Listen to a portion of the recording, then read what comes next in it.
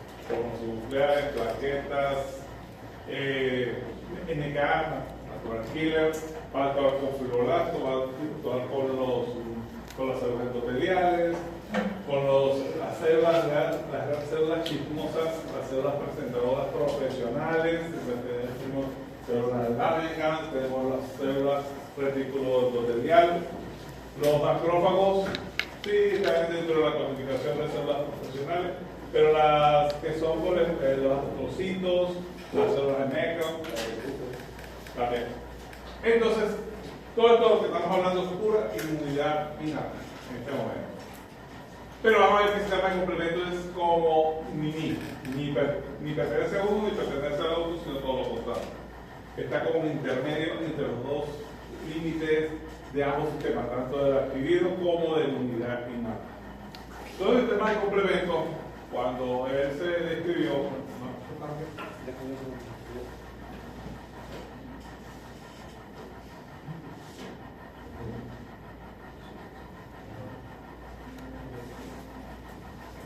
¿le gustó la diapositiva?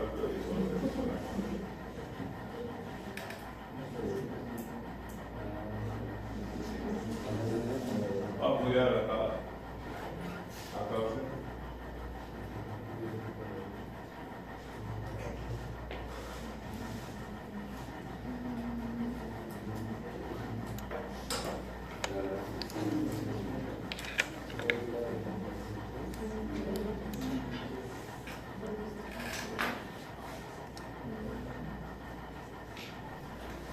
No, esa es la que posterior.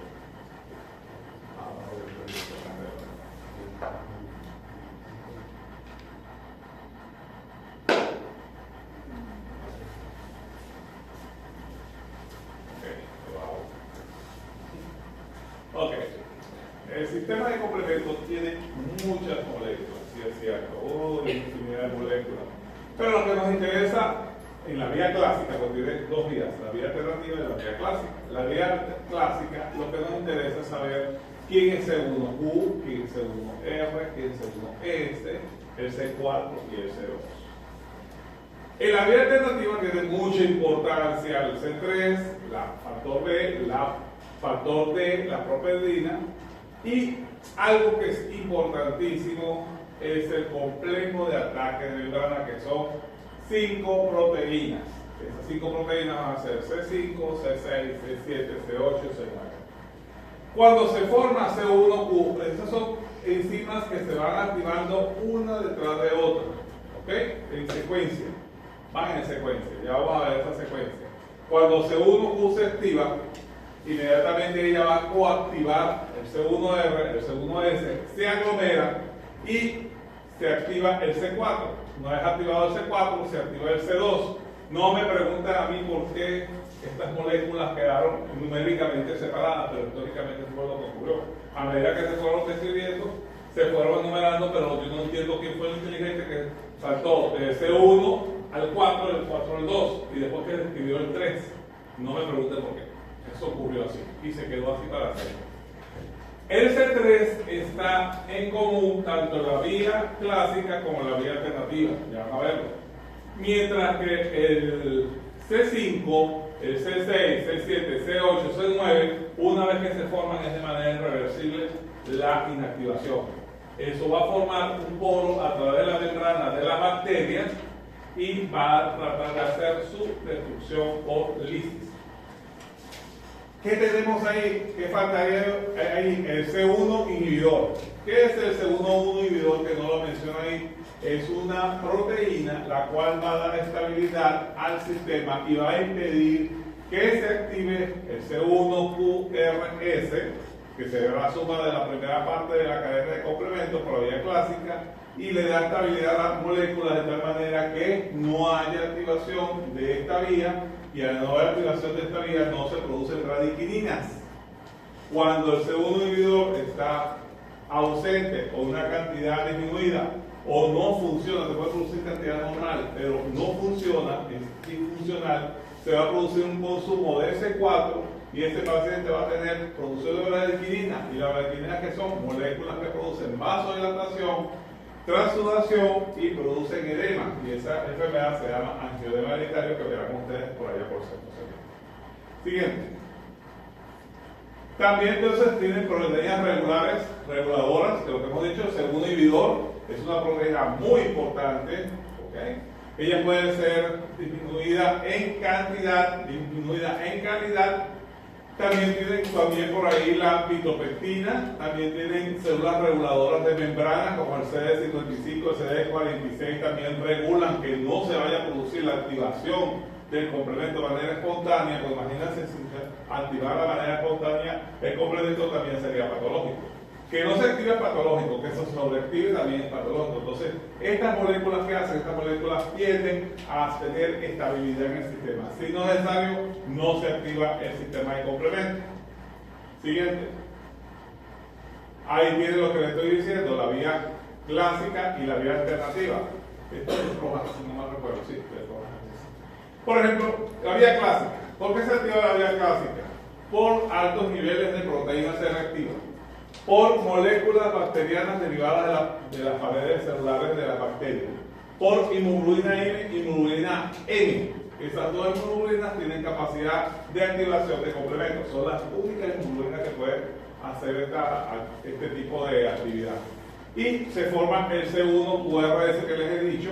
En esa secuencia se va a actuar sobre el C4 y el C2, y el C4 y el C2 interactúan con el C3 y se produce el C3b, que tiene que ver con las membranas celulares, y se desprende el C3A, que el C3A tiene una capacidad oxidante bastante grande, y ese C3b va a actuar sobre el C5, y el C5 se produce el C5b, que sí tiene actividad sobre la célula, y se produce de manera soluble la partícula C3C5A.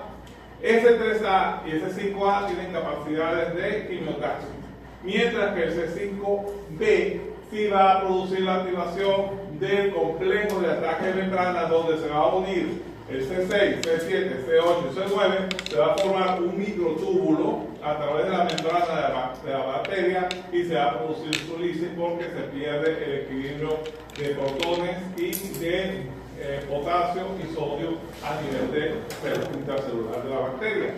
Mientras que por la vía clásica es diferente, la vía alternativa, disculpen, es diferente. La vía alternativa implica que el C3 se activa hasta el C3B, hasta ahí estamos bien, y actúa la vía de la properdina, y a través de la vía de la properdina se produce el C3-TBB.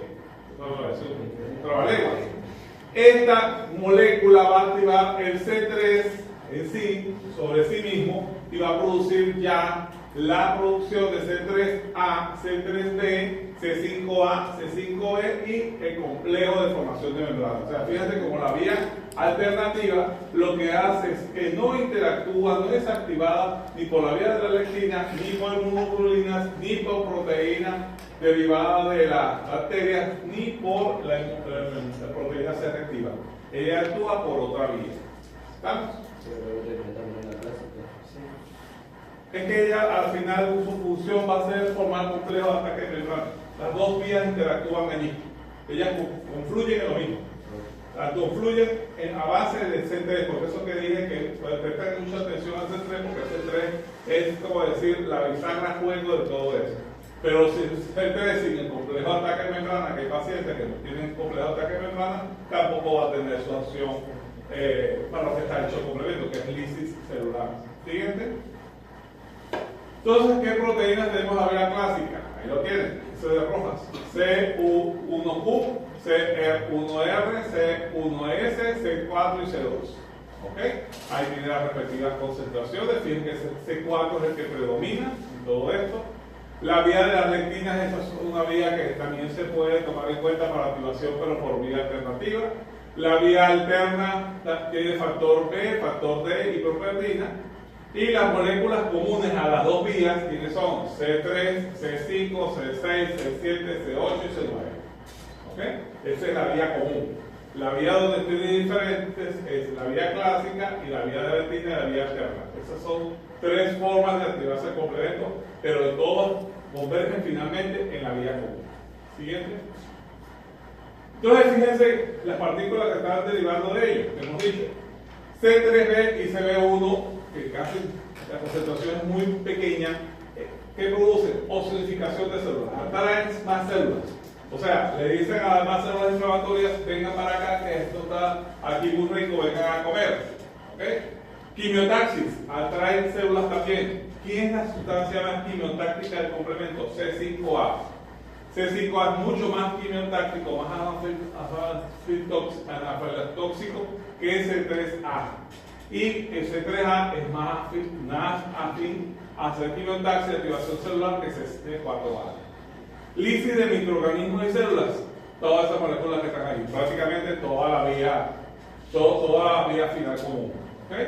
Estímulo de producción de anticuerpos, C3D es muy afín a unirse a un receptor de membrana de los linfocitos B y se producen anticuerpos. No lo pierdan de vista porque lo que es C3B, C5A y C3D, a pesar de que son de la vía de la inmunidad innata, fíjense que está influyendo tanto la inmunidad innata como también está influyendo la inmunidad adquirida, porque la producción de anticuerpos es una función que más que todo se atañe a la inmunidad adquirida. Eliminación de complejos inmunes y cuerpos apoptóticos, muy importante. C1Q, C3B, C4A y C1R1. ¿Qué pasa? Cuando un paciente tiene ausencia del C1Q, tiende a tender a ¿qué forma de los complejos inmunes? Complejos inmunes, ustedes todavía no lo han visto, pero se lo voy a explicar otra vez. Complejo inmune es el complejo que se forma entre antígeno, anticuerpo y complemento. Y eso va en la sangre migrando. El sistema reticular endotelial lo puede fagocitar y limpiar una parte, pero algunas veces hay tanta producción de complejos inmunes que continúa circulando, y eso es malo porque se deposita su endotelial y produce la activación de complementos. Entonces, por ejemplo, una enfermedad clásica de este tipo de situaciones es la glomerulonefritis, los problemas renales. Otro ejemplo que puede producir enfermedades: paciente que tenga deficiencia C1Q, ese paciente tiene más riesgo a desarrollar enfermedades autoinmunes que el resto de la población. Ejemplo de esa enfermedad de C1Q, tenemos el lúpulo eritematoso sistémico. Entonces, mujer afroamericana en edades de 15 a 45 años con deficiencia de C1Q, posiblemente vaya a tener un problema de sistema. Uy, tengo muchos ministros de educación hoy en la mañana aquí. Siguiente. Acuérdese temprano el lunes. C1Q, fíjense qué forma tiene. Tiene forma como una ramo de ramillete de flores. ¿Ok? Y fíjense que él tiene un sitio de unión del C1R y el C1S. Y fíjense que está una microfotografía. ¿Qué lo activa? Lo que hemos dicho. Complejos, fíjense de anticuerpos, IgM, IgG, detritos de mielina, proteína C, reactiva, células apoptóticas, sustancia amiloide tipo beta. Mientras que los ligandos de que tienen receptores de manosa, fíjate que la manosa y en acetilglucosamina. ¿De dónde viene la manosa y la acetilglucosamina? De las membranas celulares de las bacterias. Entonces son carbohidratos unidos a proteínas de las bacterias que pueden activar también el complemento, el complejo C1Q. Entonces C1Q forma un mini complejo con el Q, con el R y el S y puede ser activado por todas estas sustancias que estamos hablando. Siguiente. Entonces lo que hemos dicho, y ahí entonces somos un poquito repetitivos para que se graben esto bien. La vía clásica. Se produce un antígeno, hay un antígeno que sea de la membrana celular de la bacteria, un anticuerpo que lo reconoce, ese anticuerpo va a ser tipo IgM, recuérdense, tipo IgG, muy potente la IgM para hacer esto, la IgG tiene capacidad de activación de complemento 3, son 4, inmunolina G. La tipo 4 no tiene esta característica. Pregunta de examen. La tipo 4 no puede activar complementos, nunca lo puede hacer. Es el G1 y G2 y G3 que pueden activar complementos. ¿En qué orden? El IG1 mayor que el IG3, el IG3 mayor que el IG2. El IG4 jamás activa complementos, señor. No puede hacerlo físicamente, molecularmente es imposible.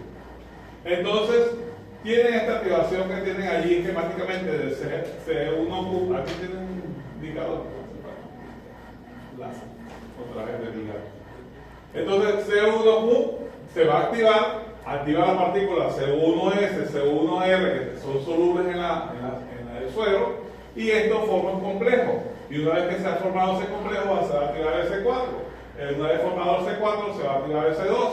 Una vez activado el C2, se va a extinguir el C3, se produce el C3D, que va a estar unido a la pared celular, y el C3A, que es soluble, que tiene ya las funciones que dijimos, sobre todo anafilotóxica. Y se produce el C3D, que tiene función sobre los linfocitos B para producir anticuerpos. Fíjense toda la capacidad que tiene el complemento de amplificar una respuesta de manera inflamatoria. Siguiente. Lo que estamos hablando, ya se formó el C4 se incide, se forma el C4A, que tiene capacidad ozonificante, pero débil, y quimiostática, débil, sí la quiere. Ok, vamos a verlo así, de esta manera. C4B si se une a la pared celular, este C4A escinde el C2 se escinde en C2A, este C2A por fin actúa sobre el C3 y ese C3, sobre todo el C3A, se va a fijar a la pared celular y va a producir la activación de C5 y ahí va a formarse el poro de membrana celular. Siguiente. Ahí tiene el poro de membrana celular que les estoy diciendo, que se produce por la conjunción de las moléculas C5B, C6, C7, C8 y C9, y sobre todo C9 es importante porque forma como un microtúbulo, entonces se forma como un microporo inducido por el complemento, y a partir de ahí, ese momento, la célula comienza, ya no importa que tenga buena bomba sodio potable, y comienza a haber pérdida de potasio intracelular, empieza a entrar sodio extracelular y la célula finalmente muere por implosión. Siguiente. Ahí tienen un esquema de reconocimiento de lo que estamos hablando, pero por la vía alterna. Recuerden que por la vía alterna comienza todo el chiste por hidrólisis del C3, el C3D es el que se une a la membrana, tiene su activación, por supuesto, por la coperdina también, que puede ser activado, que es una molécula, una fosfoacetilcolina derivada de las arterias de la célula, y esto no va a producir al final la convertirse a C3G. Y ya sabemos que una vez activada C3, ¿quién viene? C5. Y una vez activado C5, allá se va a formar el complejo de membrana, que es la finalidad final del complejo. Siguiente. Eso es un resumen de las tres vías: la vía de la lectina, la vía clásica y la vía terna. Ese es de Rojas también, si no me recuerdo. ¿Ok? Entonces fíjense cómo todas estas moléculas aquí llevan lisis o solidificación. ¿Ok? C3D no lo veo por allí. Estimulando el linfocito B para producción de anticuerpos, pero sí, esa es su función. Entonces imagínense un estado donde usted tiene gran cantidad de anticuerpos IgM o IgG contra una determinada bacteria, que en una segunda lectura de memoria va a producirse más respuesta celular todavía, más activación de complementos, y esa es la manera como complemento trata de mantener a raya la bacteria en este caso. Fíjense que hablo mucho de bacterias, no hablo tanto de virus porque el complemento para virus es su actividad sobre el virus es regular, no es tan eficiente. Es muy eficiente para bacterias, pero para virus es un poco deficiente, y para hongos es más deficiente todavía. Siguiente. Por ejemplo, no sé si ustedes han escuchado de una enfermedad llamada anemia hepatocítica. Los pacientes con anemia hepatocítica, ellos tienen un problema que ellos se autodesrentomizan por múltiples infartos debido a que las células hepatocíticas se deforman y taponan los capilares y producen microinfartos, y eso ocurre desde la primera infancia. Ya cuando el paciente con anemia hepatocítica asiste clínico, no tenga síntomas, ya a los 5 o 6 años ya no tiene vaso. Y al no tener vaso, la producción del sistema de complementos es deficiente. Si el niño no tiene vaso los primeros años de vida, el resto de su vida no va a tener buen complemento. Entonces, eso lo predispone a desarrollar más infecciones por gérmenes encapsulados, más neumonías, más estreptococo neumonía que nadie, más Neisseria gonorrhoeae. ¿Ok? Entonces, eso lo vamos a ver en infecciones y trastornos inmunológicos. Entonces, ¿qué tenemos aquí? ¿Qué tenemos? Habíamos hablado de los derivados de C5A, C3A y C4A, en ese orden de importancia fisiológica. ¿Para qué? Activación sobre los mastocitos por morfonucleares y endotelio, que va a producir a nivel de la mastocito, de granulación de mastocitos por liberación de sus glándulos de histamina, que va a producir sobre los morfonucleares, va a aumentar la quimiotaxis y la producción de los endotelio, que es una vía inflamatoria, que va a producir sobre el endotelio, que el endotelio sobreexprese la selectina P y las quimioquinas, que son otras moléculas, que va a producir un estado inflamatorio, que produce, por ejemplo, en la musculatura lisa bronquial, produce broncoconstricción, algo que se llama remodeling, y usted está viendo aquí indirectamente lo que pasa a nivel de los bronquios durante un asma que pasa años sin tratamiento. Se produce en crisis de asma, sale de la crisis, vuelve a entrar en crisis, y esto se llama remodeling pulmonar. Es un ejemplo de cómo actúa el complemento y el asma bronquial, que a pesar de que es una respuesta TH2, inflamatoria TH2, por esta vía tiene mucha respuesta inflamatoria, por vía innata. Siguiente. Aquí tienen un resumen también de las funciones de ciertas moléculas de complemento. Presten mucha atención al CR1, al CR2, ¿okay? Sobre todo el CR2 tiene afinidad por los receptores moléculas del linfocito B, a producción de anticuerpos también. El CR3 tiene mucho estímulo de fagocitosis, el CR4 también estimula fagocitosis, el CR1Q actúa mucho sobre plaquetas y hace que se agreguen, estimula la fagocitosis de los macrófagos y morfonucleares. El C3A, por supuesto, actúa produciendo la contracción del músculo liso, lo que hemos dicho del asma. Siguiente. Entonces, fíjense que ahí tienen otra vez el resumen de todo lo que hemos dicho y todas las moléculas que pueden inhibir la actividad del complemento. Fíjense todos los mecanismos que tiene de regulación, siendo la más importante, como no, el C1 inhibidor por la vía clásica. Yo no sé por qué dicen C3 inicial ahí, hay un error, siempre tiene error. Ahí no es C1 inicial de C3, C1 inhibidor, ¿yo? Y la proteína de unión de C4 sí, no es unidora. Yo no sé por qué le pusieron ahí unidora. También una proteína bien de roja. Proteína de unión de C4. Esas moléculas inhiben que se formen complementos, se pide complemento. Por supuesto que las demás moléculas CD59 y 55 son alcabalas para que no se active el complemento de manera espontánea. La proteína C o vitrolectina también tiene función sobre ¿qué? Mucha función sobre el complejo de membrana. Si estas moléculas se sobreexpresan, sobre todo la proteína C o vitrolectina, este paciente no va a tener complejo de membrana, el complemento lo está haciendo nada. Está activándose hasta C3 y de C3D no pasa, no va a pasar. La vía alterna también tiene sus inhibidores. La vía alterna tiene factor D, que lo inhibe curiosamente, y las vías de las lectinas, ¿qué hace la vía de las lectinas? Es una vía de inhibición del C4, y a partir del momento que no hay C4, no se va a producir C2. Si no se produce C2, disculpe, eso es consecutivo. Si no hay C4, no hay C2, si no hay C2, no hay C5. Y nivel. Siguiente. Entonces, ¿quiénes tienen receptores para las nafriltoxinas en complemento? C3A y C5A tienen receptores en donde mastocitos y basófilos. ¿Okay? También pueden tener receptores C3 y C3A, eosinófilos y endotelios. Pero fíjense que mastocitos, basófilos y eosinófilos endotelios encabezan la lista de esa diapositiva del Rich. ¿Por qué esta cuestión es muy importante? Porque fíjense que degranulan las células, produce liberación de aminas vasoactivas, produce contracción de musculatura lisa, produce quimiotaxis y agregación de eosinófilos y estimulan que el endotelio se active. Todo eso está haciendo una respuesta celular preparatoria a otro ataque. Fíjense que C5A también tiene sus respectivos receptores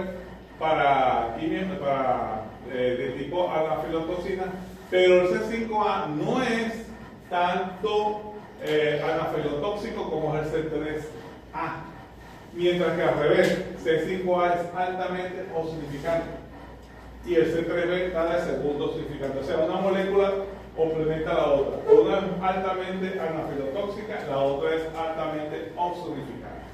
Siguiente.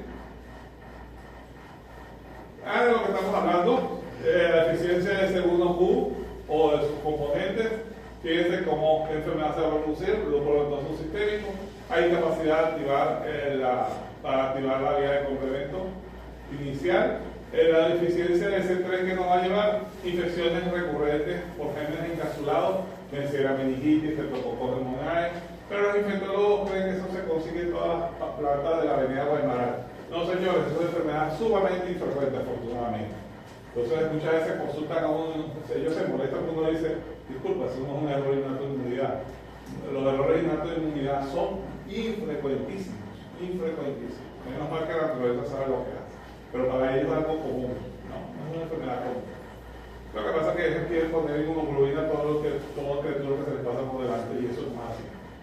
Porque cada polletica de inmunoglobulina cuesta como 30 millones de pesos y yo voy a permitir eso.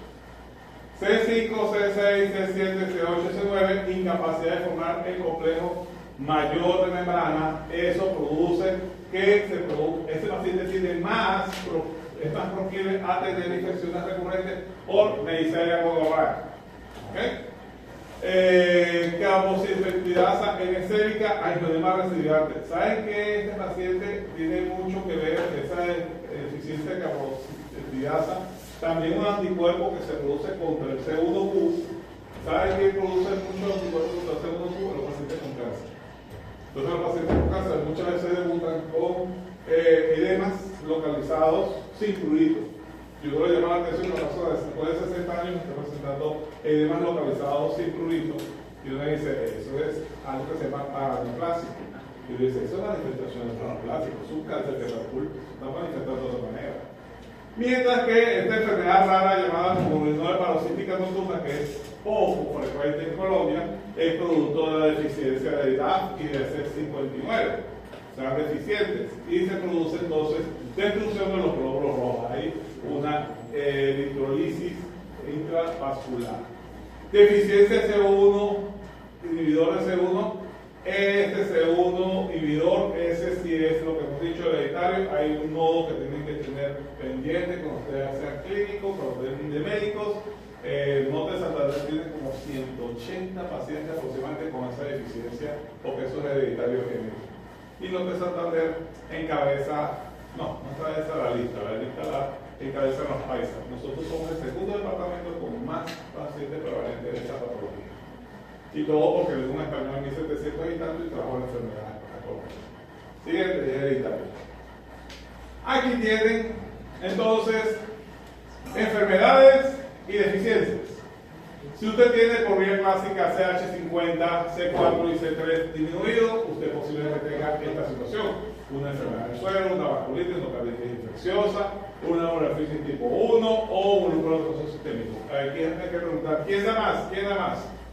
Vía alternativa, normalmente el C4 está normal, pero está disminuido el CH50 y está disminuido el C3. Mientras que otros tenemos por ahí disminución del CH50, pero con un C4 normal, eso habla mucho de enfermedades hepáticas. ¿Okay?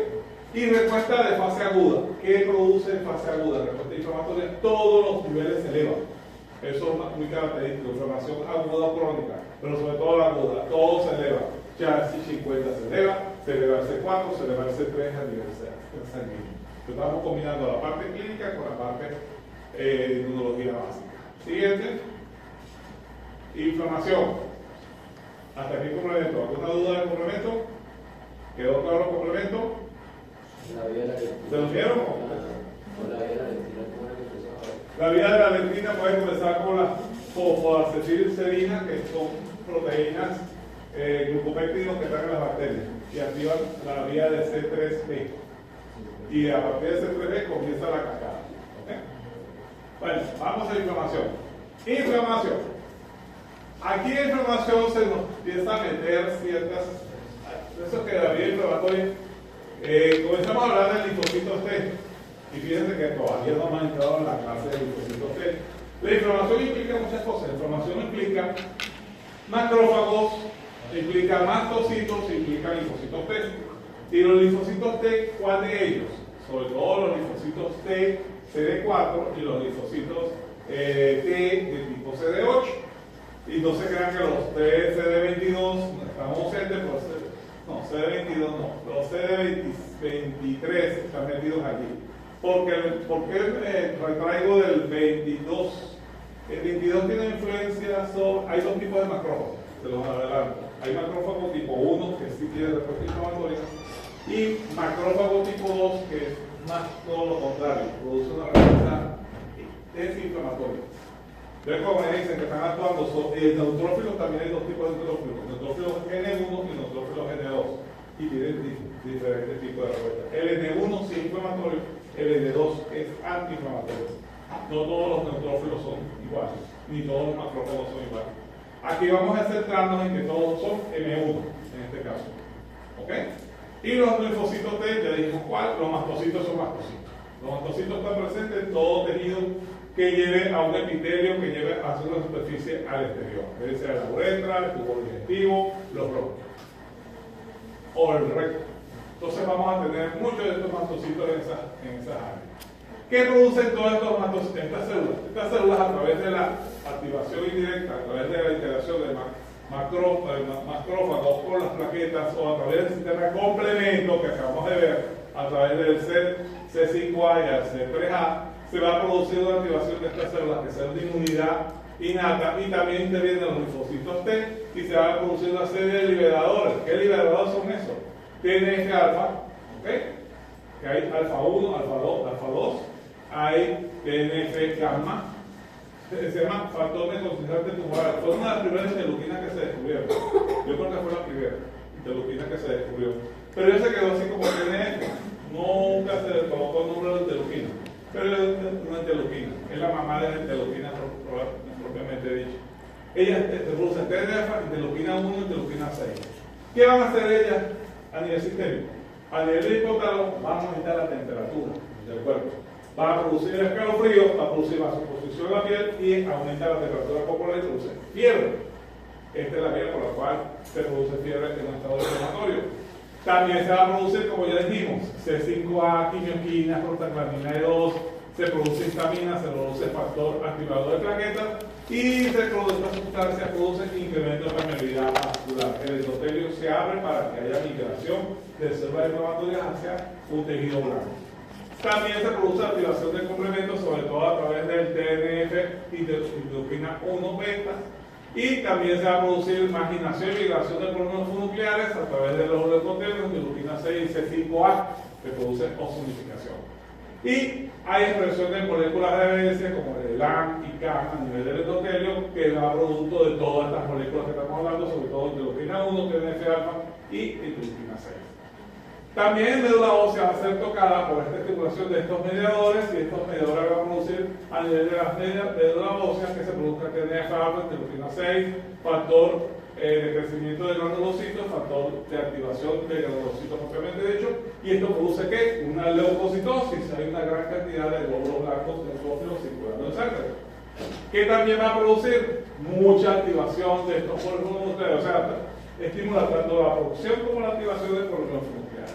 A nivel del hígado, interleuquina 1 y interleuquina 6, ¿qué produce? A nivel del hepatocito va a producir la gran producción de proteína C reactiva, que es una molécula que es mediadora del receptor inflamatorio.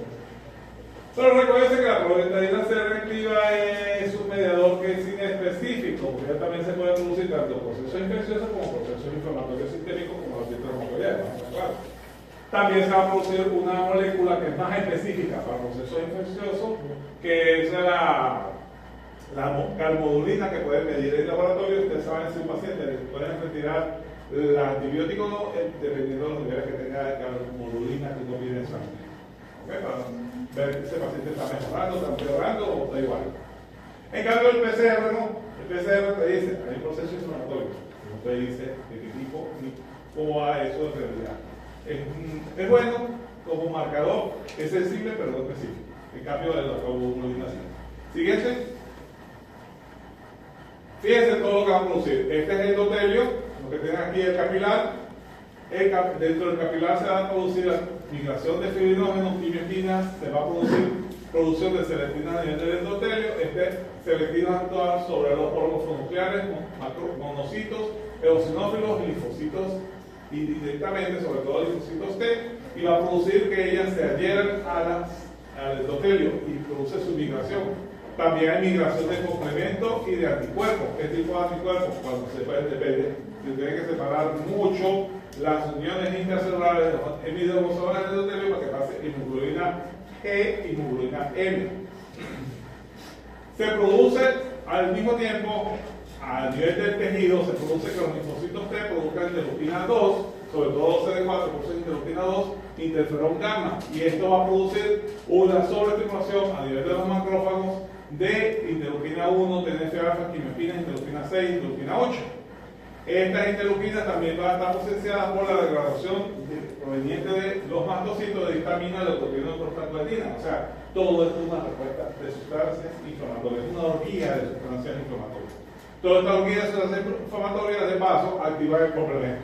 Y se produce C3A y C5A, que va a hacer ¿qué? Va a hacer que el endotelio se produzca de unión, de celebración de unión de cromosomas, y le dice a las células que están dentro del capilar, vengan para acá, que tengo un problema, ayúdenme a defender el cuerpo. Entonces produce quimiotaxis, por eso que se llaman anafilotoxinas, ¿okay? Siendo C3A más potente que C5A. Entonces fíjense cómo todo lo que ocurre dentro del capilar, que trae sustancias hacia el tejido, y el tejido al mismo tiempo está produciendo unas sustancias que producen respuestas sobre el endotelio, y ellas mismas, los linfocitos T, los macrófagos, los mastocitos están interactuando entre sí, sobre todo los linfocitos T y los macrófagos. ¿Qué hace el EpiPen ahí para disminuir la inflamación? ¿Qué hace qué? El EpiPen, eso que se utiliza para las reacciones alérgicas. Epinefrina. ¿Ustedes están pagando el laboratorio de EpiPen? ¿Están pagando la carrera? Nunca hablan medicina en Colombia de nombres comerciales, tiene que hablar de nombres genéricos.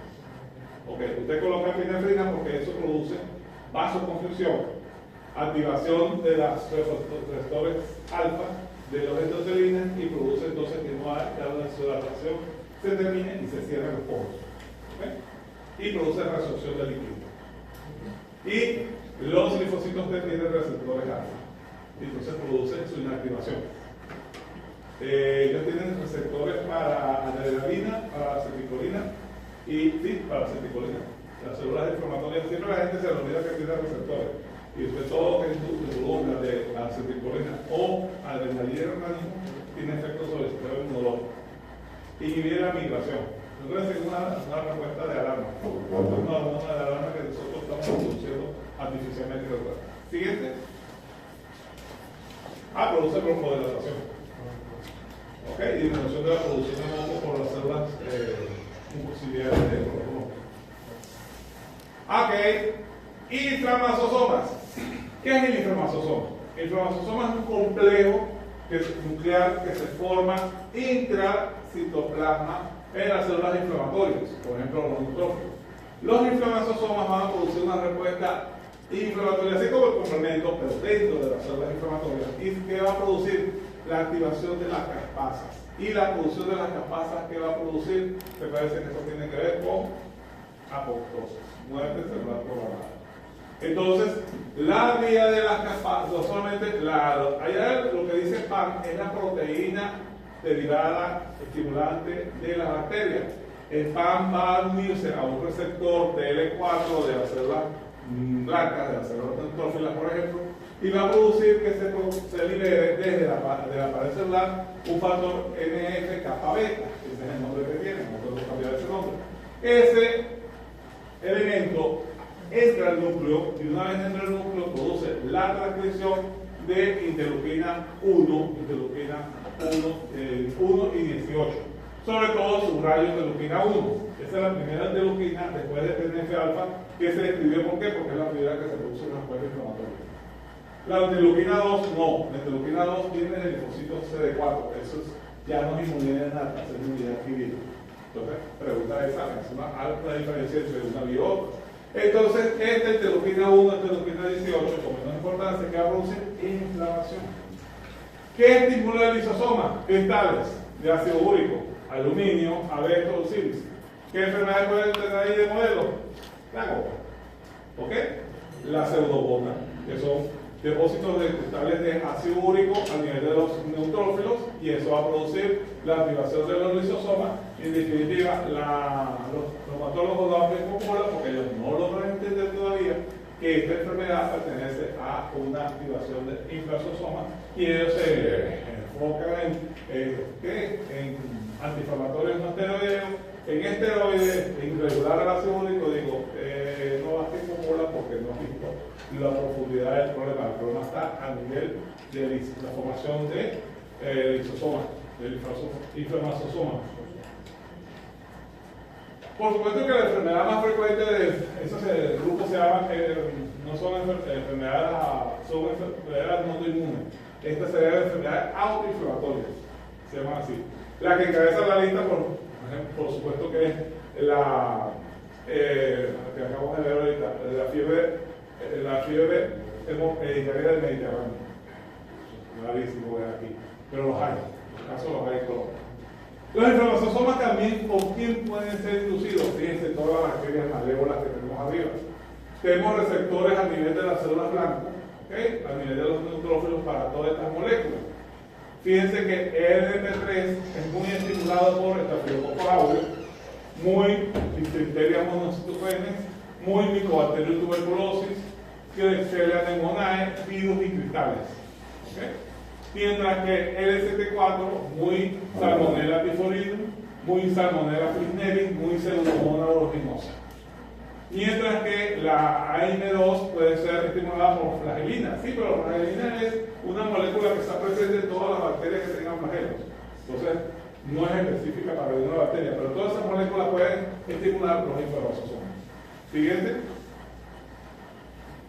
Entonces, fíjense que las citoquinas proinflamatorias, y aquí sí hay que tener ese cuadro así de bueno en roja, es la interleuquina 1 beta, ¿okay? La primera que se menciona, que estimula los macrófagos y hace que se produzca estimula la producción de citoquinas a su vez. Induce la expresión de moléculas de adherencia sobre el endotelio vascular y produce la migración de estas células blanco y produce la generación de quimioquinas y produce fiebre. Ellas junto con su compañerita de interleuquina 6. Y una vez pasamos a interleuquina 6, la interleuquina 6 también estimula la producción de interleuquina por diferentes células del sistema inmunológico. Inducen en el hígado la producción de PCR, proteínas C reactivas. ¿Y la PCR qué produce? incrementa la inflamación y la activación de endotelios. ¿Qué pasa cuando usted tiene un estado de sepsis? ¿Alguien se ha escuchado esa palabra, sepsis? Una vez que se produce un proceso inflamatorio bacteriano, una viremia por virus o una fungemia por hongos, ¿qué pasa? Usted tiene grandes niveles de interleuquina 1, interleuquina 6, usted coloque el antibiótico que coloque el antimicótico que coloque, el antiviral que coloque, ya la respuesta inflamatoria es moderada. No importa que la bacteria, el germen ya no esté presente en sangre, ya la respuesta inmunológica está presente y no hay vuelta atrás. Usted tiene que actuar sobre interleuquina 1 y interleuquina 6 con anticuerpos monoclonales para revertir el proceso. También tenemos entonces interleuquinas proinflamatorias, interleuquina 8, interleuquina 17 y 18 y 33. Vamos a ver qué tiene función de cada una de estas. Interleuquina 8 atrae por una subclase del ordenio vascular y orienta su paso hasta el sitio de agresión, o sea, ella los guía, es quimiotáctica. Interleuquina 17, ¿se acuerdan que estaba hablando hace ratito de interleuquina 23? Ahí tienen su efecto. Interleuquina 23 actúa sobre las células TH17 y hace que se produzca la interleuquina 17 e incrementa la inflamación. La interleuquina 18 induce la producción de interferón gamma y activación de los natural killers y los linfocitos T. Ojo, interferón gamma sí tiene que ver con células cancerosas y sí tiene acción sobre los virus. Inhibe la replicación celular de las células eucariotas infectadas por los virus y detiene la producción de estas virus y al mismo tiempo mata a las células que estén infectadas. ¿Estamos? Y tenemos interleuquina 33, que interleuquina 33 le pega como una carambola de billar a esta vía y estimula la producción de interleuquina 5, que es una respuesta TH2. Aclaro este punto aquí, porque los libros no lo hacen. Ustedes lo que están viendo ahí son puras quimioquinas, puras citoquinas proinflamatorias. Todas esas se las pueden grabar de una vez porque van a ver más adelante, en clases futuras, las citoquinas inflamatorias locales. Y tiene las citoquinas que son, entre comillas, antiinflamatorias. Estas tienen sus adversarios. Interleuquina 10, factor TGF-beta, esas interleuquinas son antiinflamatorias. Interleuquina 4, interleuquina 13, interleuquina 5. Esas son contrarregulatorias de esto. El sistema inmunológico siempre tiene algo a favor y algo en contra. Son dos bandos, son los populares del colegio contra los antipopulares del colegio. Son dos bandos que siempre están en contienda, siempre están peleados. ¿Por qué digo TH2? TH2, las respuestas clásicamente en los libros, en inmunología, se divide en TH, no tiene que nada que ver con linfocitos T, en primer lugar. TH es una respuesta inflamatoria, eso que significa TH. Cuando usted dice TH1 es una respuesta inflamatoria, propiamente dicha de enfermedades autoinmunes, por ejemplo, esas son TH1. Se producen todas estas quimioquinas que estamos hablando, todas estas citoquinas. Mientras que usted tiene la TH2, que también la gente ha puesto, muchas veces los autores dicen, no, es que TH2 es una respuesta contrainflamatoria. No, TH2 es una respuesta inflamatoria, pero del otro polo. Porque el asma bronquial, por ejemplo, es TH2. Y TH2 implica la citoquina que le dije. Implica interleuquina 33, que fíjense que ya está en medio de las dos vías, tanto de esta como de la otra. Implica interleuquina 5, interleuquina 4, interleuquina 13. ¿Ok? Entre otros. Por ejemplo, ahí no se menciona interleuquina 12. Pero interleuquina 12, si ustedes van a ver más adelante, cuando vemos los linfocitos T, y se van a acordar de mí, cuando vemos mucho de linfocitos T, la interleuquina 12 va a estar mencionándose cada rato. Y en ese listado no la coloca como proinflamatoria.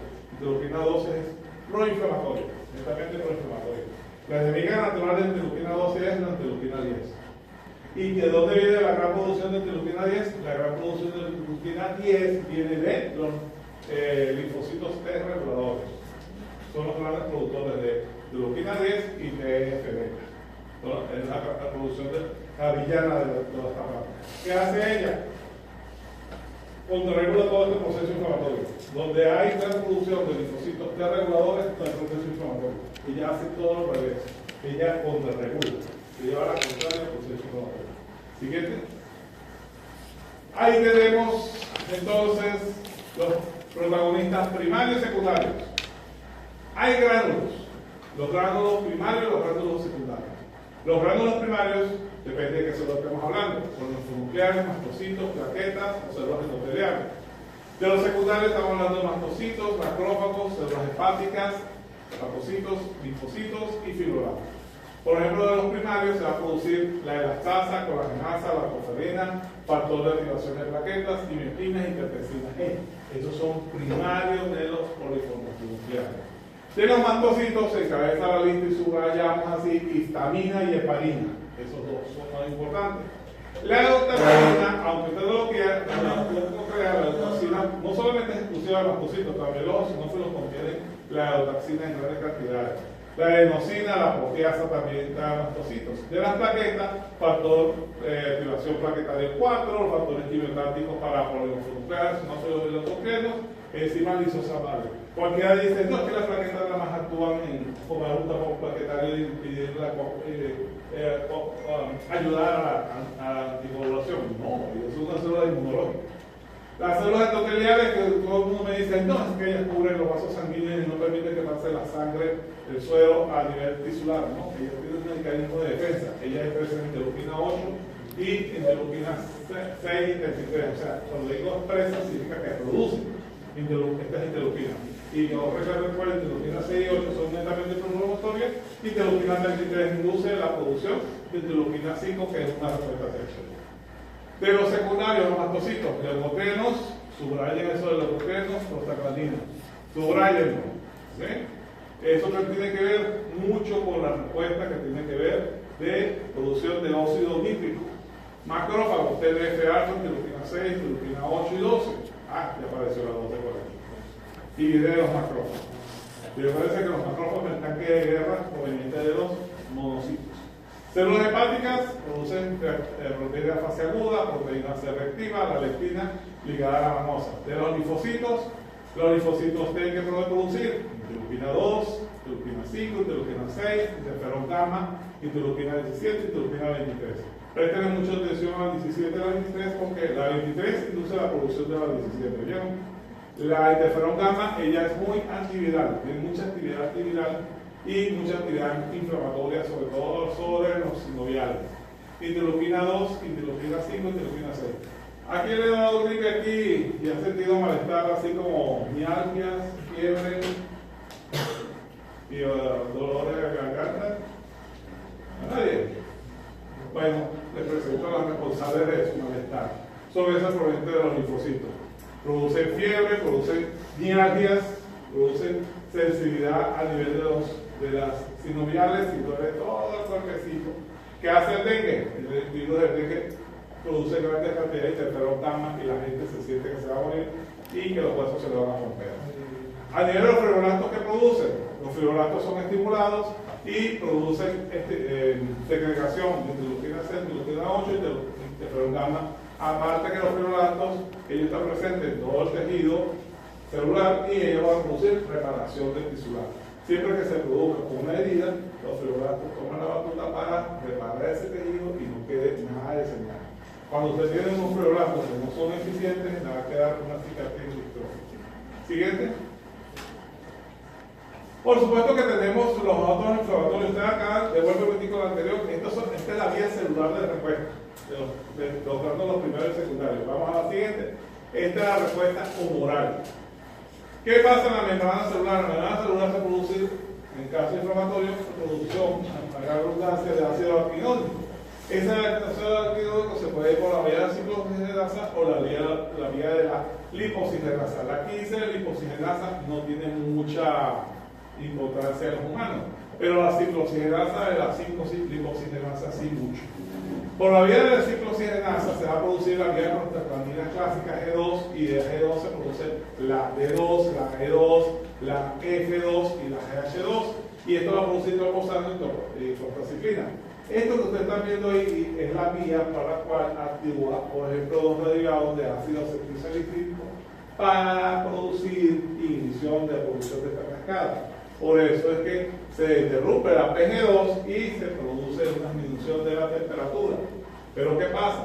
Usted está dejando de producir triptofano 2 y estos pacientes entonces van a tener más riesgo de anticoagulación.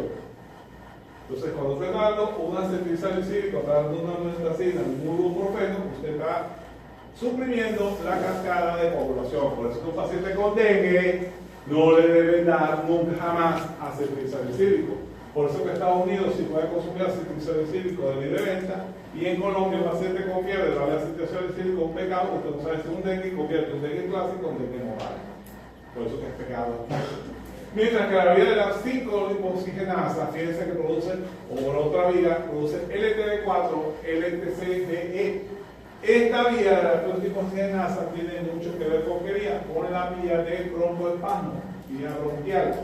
Entonces, un paciente que tenga alta sensibilidad de producir lipoxigenasa, si es un asmático y usted es una asma inducida por ácido acetilsalicílico, usted le da para inhibir la lipoxigenasa, pero indirectamente está produciendo la inhibición de esta vía de la lipoxigenasa, está produciendo asma en este paciente, está induciendo con medicamentos. Cuidadito. Porque hay asma inducida por ejercicio, asma inducida por medicamentos, por antiinflamatorios. Por supuesto que esta vía de la lipoxigenasa es muy influida por la vía de estos ácidos acetilsalicílicos y sus derivados. Es la vía de los inhibidores COX-1. Por eso que la industria farmacéutica desarrolló los 60 y los COX-2, pero no fueron comercializados sino a finales de los momentos. ¿Por qué? Porque la patente de los COX-1 estaba vigente, muy vigente. Entonces, y todavía sigue vigente. O es que los laboratorios no facturan y muchísimo. La gente generalmente no es alérgica a los antiinflamatorios no esteroideos. El paciente lo que pasa es que a nivel hepático satura la vía microsomal de metabolización de estos medicamentos y se intoxica. En el primer por ciento es un caso de intoxicación. Pero todo el mundo dice, yo soy alérgico a la aspirina. Y disculpen, la aspirina es un nombre comercial. El nombre real es acetilsalicílico. La aspirina es patente de Bayer, desde el año 1890, que Bayer descubrió la aspirina como tal. Siguiente. Aquí tenemos lo siguiente, sistema de las quininas. Sistema de las quininas automáticamente tenemos que relacionarlo con respuesta inflamatoria. Se produce el daño tisular, se produce el factor AGMA, que tiene que ver con la vía de coagulación, se produce la activación de precalikeína, ese sistema de precalikeína va a actuar sobre estas moléculas. Sobre la activación del sistema de coagulación por un lado, produciendo fibrina y quimiotación por los nucleares, por otro lado, sobre la vía de la calecreína propiamente dicho, produciendo quininas, y por otro lado, produce activación del sistema fibrinolítico, produciendo plasmina, y estos fragmentos de fibrina que hacen activación de complementos. Entonces, fíjense como una respuesta que es netamente expansiva. Está activando al complemento indirectamente a través de la producción de plasmina. Y la calecreína, al mismo tiempo, tiene la producción de quininas. ¿Cuál que hacen las quininas? Hacen que los receptores del dolor se activen, producen aumento de la vasodilatación capilar y producen vasodilatación a su vez. ¿Qué producen? Edema, dolor, rubor y tumor. ¿Qué es eso? La tetra de Celso, 4 signos clásicos, eso es inflamación. Las quininas siempre son netamente inflamatorias. Dolor, rubor, tumor, edema, impotencia funcional, y digo, eso es tetra de Celso, eso es inflamatorio. Todas las celulitis, todas las erisipela van acompañadas de eso automáticamente. Siguiente. Fíjense como un trauma o una infección puede producir activación de los macrófagos como una respuesta inflamatoria, y los macrófagos van a producir una sustancia llamada metaloproteasas, y estas metaloproteasas son una familia muy grande que va a producir colagenasas, estreptominasas, gelatinasas, o puede producir a nivel de daño membrana celular a través de moléculas llamadas fibrolectina, laminina, elastina, que la destruyen. Por lo tanto, el macrófago es una célula, por ejemplo, protagonista en que es una gran protagonista. A nivel del reducito destruye todo esto y lleva a cabo su finalidad de destruir a como de lugar la sinovial. Siguiente. Entonces, las megatoproteasas son unas moléculas que son inflamatorias y muy importantes. Aquí tienen cómo se produce fiebre, ya sea por virus, exotoxinas, solamente de bacterias, endotoxinas solamente de bacterias, o partes micóticas. Se va a producir esto como pirógenos endógenos, va a producir pirógenos endógenos. ¿Qué son los pirógenos endógenos? Tiroquina 1, 6 y los TNF alfa y los interferones, sobre todo gamma. que produce aumento de prostaglandina E2, y esta proteína E2 actúa sobre receptores de EP3 del hipotálamo y produce vasoconstricción, produce contracción involuntaria de la musculatura estriada, y eso produce aumento de la temperatura y eso se llama fiebre. Siguiente. Fíjense todo lo que tienen que tomar en cuenta. ¿Qué lleva a un proceso inflamatorio? A una inflamación aguda como tal, la cual se tiene que resolver, y cuando se resuelve, no hay problema. Lo máximo que va a quedar es calcificación en ese tejido residual. Se tiene que tomar una resolución de los accesos. Un acceso es la fase final de una inflamación. El acceso que queda, si es un acceso importante, grande, lo que queda es renal. La resolución es quirúrgica. ¿Okay? Renal. La cicatrización de la herida, toda herida pasa por un proceso inflamatorio. Si no hay proceso inflamatorio, no hay cicatrización. Ahora que hagamos en lo otro polo, la inflamación crónica. Inflamación crónica es otra cosa. ¿La inflamación crónica tiene que ver con cicatrices? Sí, muchas veces. Tiene un polo que no nos gusta mucho que se llama fibrosis. La fibrosis es una cicatrización desordenada y el tejido no queda inicialmente como estaba ordenadito, sino que queda desorganizado. Y cuando intervienen órganos linfoides terciarios, se acuerdan de los ganglios, por ejemplo, ahí se van a formar granulomas. Por lo tanto, las adenopatías agudas pasan a ser crónicas y eso puede ser persistente durante años y décadas. ¿Fíjense? Estos son proteínas que tienen que ver con resolución. ¿Qué hacen ellas? Ellas tratan de limpiar lo que llevó al proceso inflamatorio. Ellas se activan posteriormente al proceso inflamatorio y ellas tratan de frenar todo el proceso inflamatorio y decir, vamos a reparar todo esto desastre que hizo el proceso inflamatorio, ponerlo en orden. Fíjense que frena la oxidificación de protoconstrictores a piel, encía, peritoneo, colon, produce procesos de angiogénesis, o sea, después de un proceso inflamatorio, produce el crecimiento de modos capilares a nivel del ojo y frena los procesos inflamatorios del asma. Mientras que a nivel de la resolvina E2 produce inhibe la quimiotaxis de polvos nucleares en la peritonitis. La resolvina D1 es muy importante en peritonitis y la inflamación de la piel y protege el riñón de la isquemia renal. Y la proteína D1, fíjense que tiene mucha importancia en el cerebro, ojo, riñón y pulmón. O sea, todo proceso inflamatorio tiene también su contra de regulación. Las resolvinas lo que tratan de hacer es regular el proceso inflamatorio, que ese proceso inflamatorio se detenga porque ya no es necesario que siga así. Vamos a frenar el proceso inflamatorio y vamos a empezar a reparar. Es como un control de daños. Siguiente. Fíjense la importancia que entonces que tiene, aquí tenemos dos vías. Proceso de fibrosis. La fibrosis, fíjense que viene por respuesta de las clonas de células TH2 que producen interleuquina 13. ¿Se acuerdan de interleuquina 13 que habíamos hablado? Interleuquina 13 interactúa con los fibroblastos y produce una gran producción y secreción de colágeno, sobre todo colágeno 1 y colágeno 3, y esto lleva un proceso de fibrosis.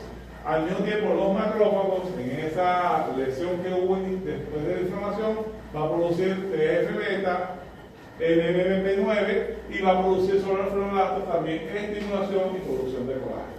Entonces, ¿qué es la fase final de todo proceso inflamatorio? Preparación. ¿Y a través de quién lo hace? A través del fibroblasto. ¿Qué va a hacer los fibroblastos? Producir colágeno. No solamente colágeno bio-13, también se produce colágeno 9, colágeno 10, pero colágeno 1 y 13 porque llevan la batuta. Siguiente. Entonces, de ese tipo. Entonces, ¿qué células son muy importantes para el proceso de fibrosis, el proceso de reparación? TH2 y macrófagos. Siguiente. Fagocitosis.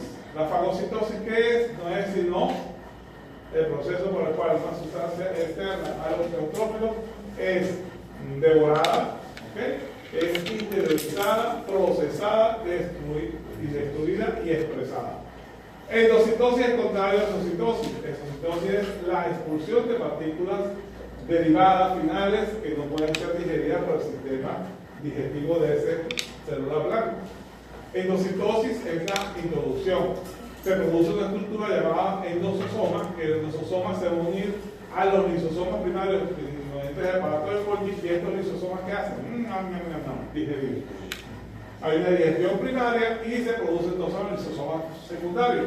Los lisosomas secundarios van a producir muchas cosas allí.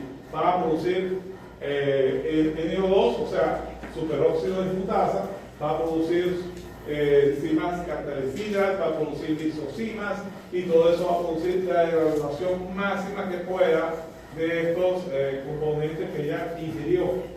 Parte de estos componentes va a ser expresado a través de los receptores de linfocitos tipo 2 a los CD4. No siempre produce esto, muchas veces se produce la exocitosis de residuos no digeribles. Cuidado con esos residuos no digeribles. Recuerden que los residuos no digeribles van a interactuar con inmunoglobulina M y inmunoglobulina G y van a formar lo que habíamos dicho complejos inmunes no circulantes, ¿se acuerdan? Complejo inmune no circulante. Complejo inmune circulante va a producir ¿qué? Activación de complementos y cuidado si se produce de gran cantidad puede producir una enfermedad secundaria. Por eso que muchas veces después de procesos inflamatorios infecciosos se producen muchas enfermedades que son como el rol artrítico activa. Enfermedad de Reiter. Siguiente. Entonces, ¿qué tenemos aquí? Granulomas primarios, granulomas secundarios y granulomas terciarios. Ya lo hemos hablado anteriormente, no voy a hacer énfasis en eso. Siguiente. Ahí tienen, por ejemplo, cómo se forma el receptor que tiene las células, por ejemplo, un macrófago que tiene un neutrófilo, va a ser la bacteria está cubierta de anticuerpos. ¿Qué hace el anticuerpo? ¿Qué hace el complemento? Va a ser más atractiva esta partícula bacteriana y va a favorecer que la fagocitosis. Y una vez que se forma la fagocitosis, se va a formar entonces el lisosoma secundario, primario, después del secundario y ser procesado, aparentemente ser procesado a otra partícula. Siguiente. Todo esto es respuesta inflamatoria. Fíjense, se produce el atrapamiento, se forma el lisosoma, se produce la degradación del fagolisosoma y lo que queda residual es exocitosis, es expulsado. Pero esa partícula expulsada puede ser estimulante para si hay anticuerpos contra esa partícula expulsada, va a producirse activación del complemento y complejo inmune circulante. Siguiente. Fíjense que esto más de lo mismo. Bueno, aquí que tiene diferente. Esto es lo que les estoy diciendo a ustedes. Esto es un adelanto de 2 clases, 3 clases más allá. Supongamos que una partícula patógena X tiene C3A o C5A más anticuerpos en su superficie. Es fagocitada, es muy atractiva para un determinado neutrófilo. El neutrófilo lo fagocita, lo procesa un fagolisosoma, lo digiere, pero esta es una célula presentadora.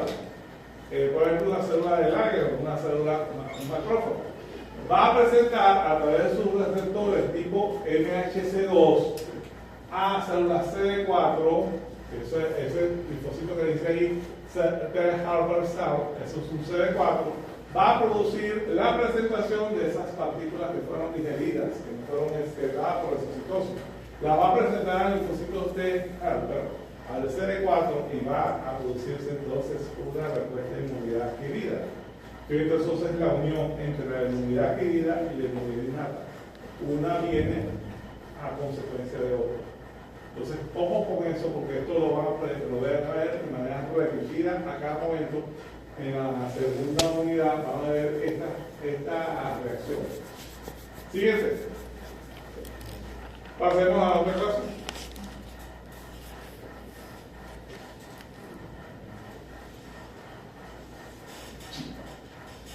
Linfocito B. Siguiente. Les presento los linfocitos B. Función de los linfocitos B, producir anticuerpos. ¿Son células presentadoras? Sí, los linfocitos B son células presentadoras, son chismosos. Ellos le pueden presentar partículas que transportan a través de su anticuerpo que tiene en la membrana celular, partículas de bacterias, de virus, a los linfocitos CD4 directamente. ¿Okay? Entonces, fíjense que células presentadoras tenemos muchas. Tenemos las profesionales, tenemos este tipo de células, las células B, y tenemos las natural killers, por otro lado. Los natural killers también son presentadoras antígenas. Y tienes el endotelio. El endotelio indirectamente también es presentador O sea, hay muchos mimosos extravecindarios. Demasiado, como dicen ustedes, gatitos en ese vecindario. Entonces, ¿qué moléculas van a identificar a los linfocitos B? CD19, CD21. Eso es lo más característico. Esa es la tarjeta de identidad de ellas. Esa es intraspasable, intransferible. Cuando usted le hablen de linfocitos B, enseguida el receptor de membrana tiene que tener CD20, CD19. ¿Qué otras moléculas tienen ellas en la membrana? CD40, CD45, que son moléculas que tienen que ver con la activación y estimulación de los linfocitos B. ¿Qué tienen más? Tienen moléculas receptoras para inmunoglinas, para citoquinas y virus de temblor. ¿Quiénes son? CD21, 23, 25 y 32. Son moléculas que ellas pueden unirse a quimioquinas, a inmunoglobulinas y a virus de temblor. Por eso que la gente que le da mononucleosis infecciosa puede tener una alta amplificación de linfocitos B. Y hay un linfoma que se llama linfoma de Burkitt, que afortunadamente no da en esta parte del mundo, da mucho hacia el sureste asiático, africano, en el cual el paciente que sufre de mononucleosis infecciosa tiene más riesgo de desarrollar este linfoma de Burkitt, y es por vía de esta estimulación. ¿Qué funciones tiene el linfocito B? Ojo con esto, las funciones de ellos. Producción de anticuerpos, eso es clásico. Vamos a empezar. ¿Qué produce? M, G, A y E. Esas cuatro. Citoquinas. ¿Por qué citoquinas no produce? La 1, la 4, la 5, la 6, la 7, la 8, la 10, la 15, la interferón. ¿De esas cuáles son netamente inflamatorias dentro? Inflamatorias de H1. La 1, la 6, la 8, interferón. ¿Cuáles son las citoquinas que tienen que ver con respuesta inflamatoria tipo TH2? La 4, la 5, por ahí, y la 10. ¿Qué más producen ellas? Ellas se pueden producir linfocitos B de memoria. O sea, ellas una parte la dejan de reserva para futuras respuestas celulares, que van a ser más rápidas y más eficaces. Entonces, tienen capacidad de memoria. Y ellas tienen, lo que he dicho, la capacidad de ser presentadoras de anticuerpos a través de sus receptores de IgM que tienen en la membrana. Ya van a ver eso con detalle. Siguiente.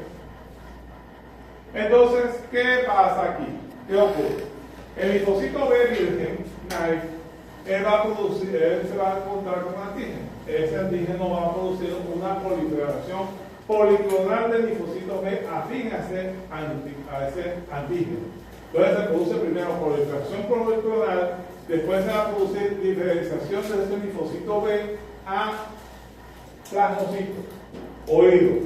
Mientras ese linfocito B sea el linfocito B, se puede multiplicar, se puede clonar a sí mismo.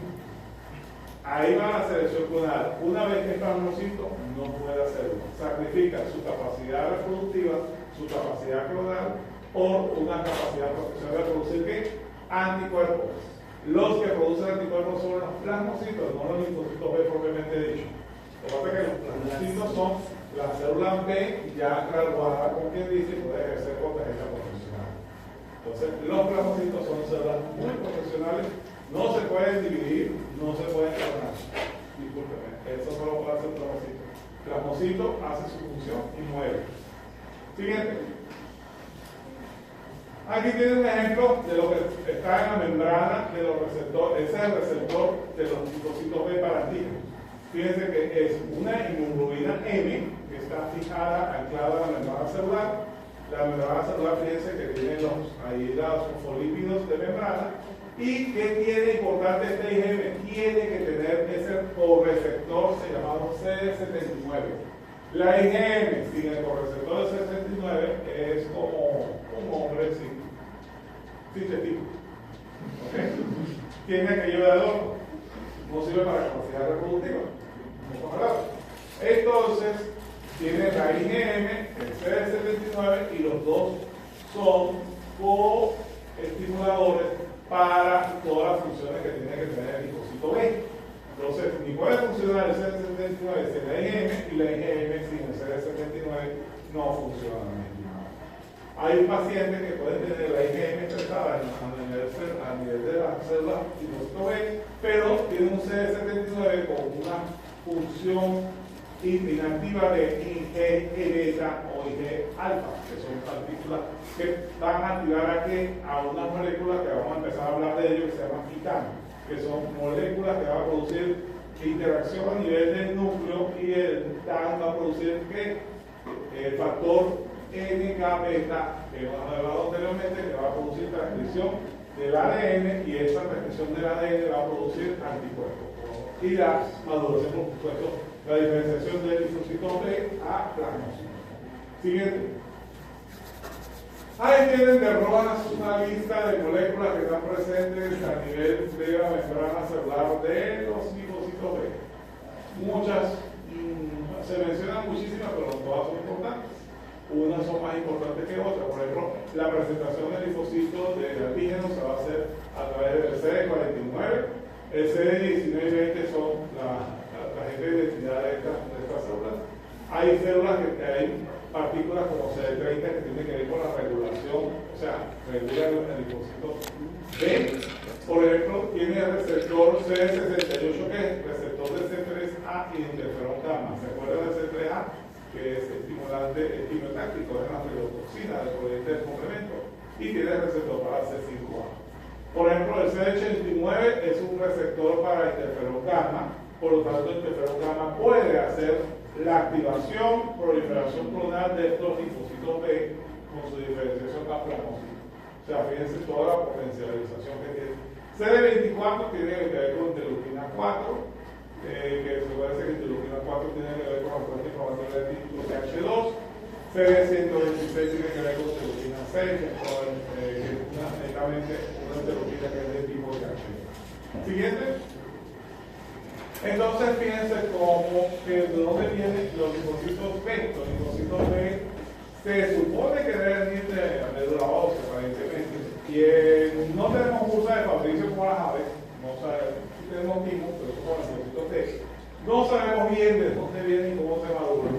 No hay una teoría que sea finalmente concluyente. Se dice que se produce en médula ósea y migran como linfocitos T hacia los ganglios, o sea, órganos linfáticos secundarios. Se migra y se colocan allí, y ese linfocito B ahí en los ganglios, en la corona de los folículos que vimos la semana pasada, van a estar durmiendo y son linfocitos B virgen. Ese linfocito B virgen el día de mañana va a tener un contacto con una célula dendrítica presentadora. ¿Ok? ¿Se acuerdan las células profesionales que acabamos de hablar? Que esta célula presentadora puede presentar por ella misma, la célula dendrítica puede presentar las partículas antigénicas por ella misma, o puede venir el chisme de un macrófago. Los macrófagos representan las células dendríticas, también puede presentar directamente al linfocito B, pero preferiblemente la célula dendrítica virgen recibe más los antígenos de la célula dendrítica que de un macrófago. Entonces, este linfocito virgen es activado y va a producirse tres fenómenos a nivel de ganglio.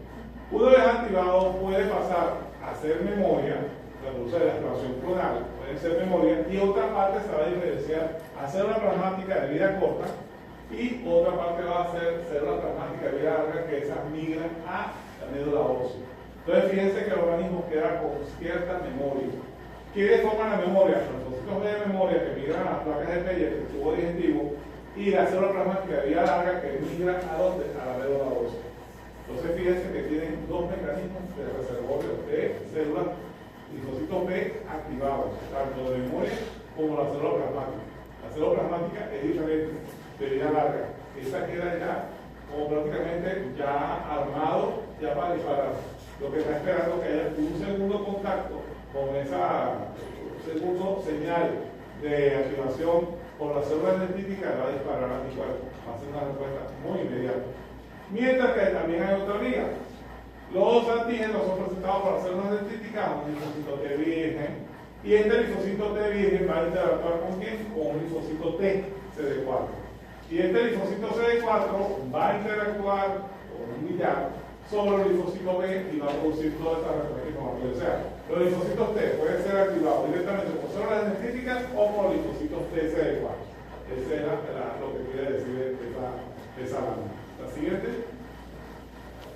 Esto es lo que ocurre después que se actúa ese antígeno sobre fíjense que cada una de las antenitas de los anticuerpos, sea IgM, la que está en la membrana, o IgM o IgG, ¿cuál es la que se obtiene?